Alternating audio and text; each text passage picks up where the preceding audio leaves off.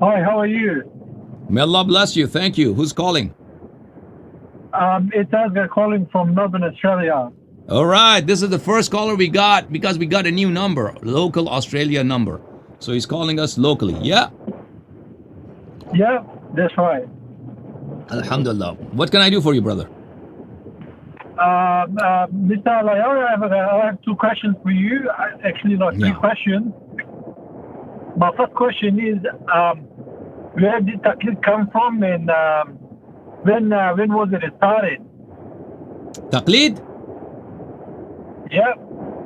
So Taqleed is, originally it comes from the Jewish law, from Talmud. And in the 2nd century, and the end of 1st century, there were lots of Jewish scholars and Jewish jurists who mingled with Muslims. And they introduced Muslims and the Umaris into Jewish law and Jewish traditions and Jewish fiqh.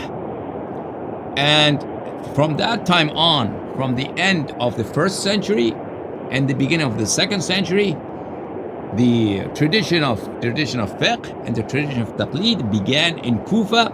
And Kufa was very close to Babylon, Babel in Iraq. Babel had always been a great center of learning for Jewish scholarship, Jewish fiqh, and Talmud. And Talmud actually was written in Iraq, in Babel. So it started from there. And our Imams alayhim as-salatu was-salam prohibited the Shias from exercise of Taqleed, from the institution of Taqleed. Until many centuries, until the 11th Imam was martyred and the 12th Imam went into major occultation. And then a couple centuries passed, and then gradually the Shias, they emulated and they followed the suit of the Umaris, and they brought in fiqh into their denomination, and they brought in Taqleed as well. So Taqleed, Aimma alayhim as-salatu was-salam have warned their Shia and prohibited the Shia from the institution of ijtihad, which is making up laws on your own, not taking laws from Quran and Sunnah. And a lot of Shias do not know that. Okay, they are shocked that how could a Shia be against ijtihad? Of course, Usul al-Kafi is full of ahadith against ijtihad. And Aimma alayhim as-salatu was-salam also have prohibited and warned their Shia against the practice of Taqleed. Okay, that's your first question. What's the second? The second question is, you answered Taqleed. When was it? It was started like a couple of centuries after, Sheikh Kulaini and David Scholars.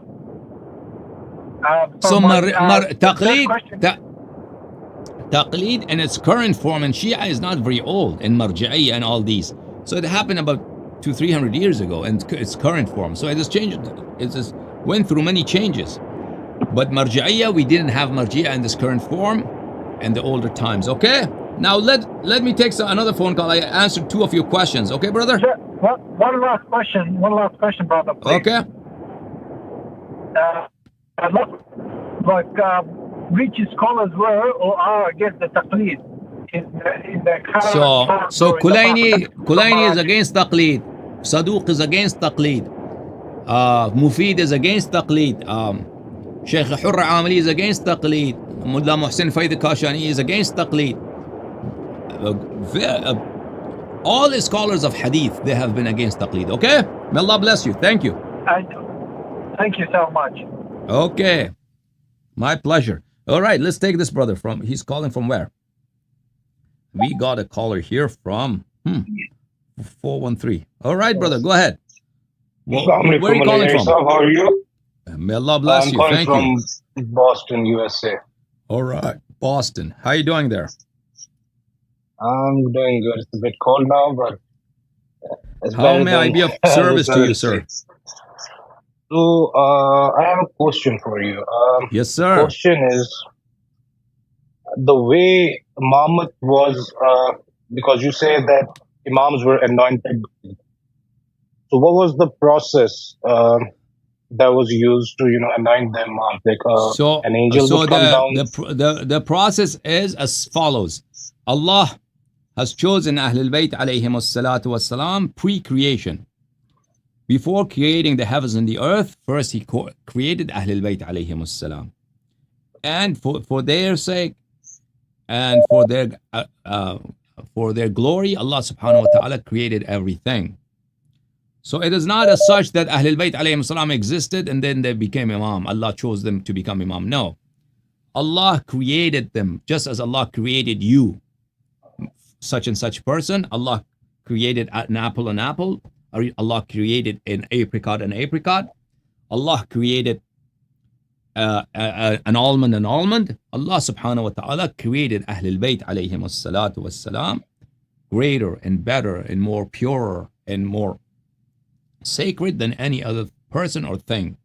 And he gave them his knowledge and he made them pure. And he created humanity to follow Ahlul Bayt alayhim as-salam. That is the process. Okay, so it was predetermined before even the creation that these people would be the Imam. Absolutely. So why was there like an issue between the Ismailis and the 12? So because people aspire to become Imams for worldly pleasures, for worldly gains. Because Imama is a position that people should follow the Imam and people should pay their dues to the Imam and people should respect and honor and venerate the Imam.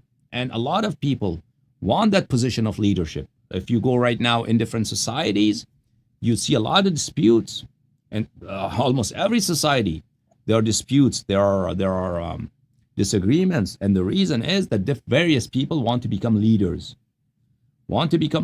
and even if they are not qualified, even if they are not the appropriate person for the position of leadership, they still want leadership. So I often give example of our local mosques. If you look at our local, even if there's a small local masjid, if there were 20 members, you find there a lot of time there's disagreement on who should be the leader of that mosque.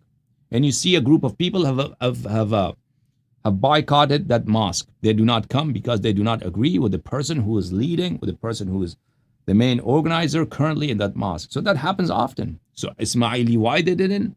Because the Ismaili Imams, they did not succumb and they did not submit to the command of Allah and His Rasul sallallahu alaihi wasallam. Okay, so he was wrong in claiming Imam. Okay, that you can determine that. That won't be easy. After I all said all of this, huh? Is that difficult to determine that they were wrong? They were wrong. Right? How couldn't they be wrong? Salamun alaikum. Go ahead, please.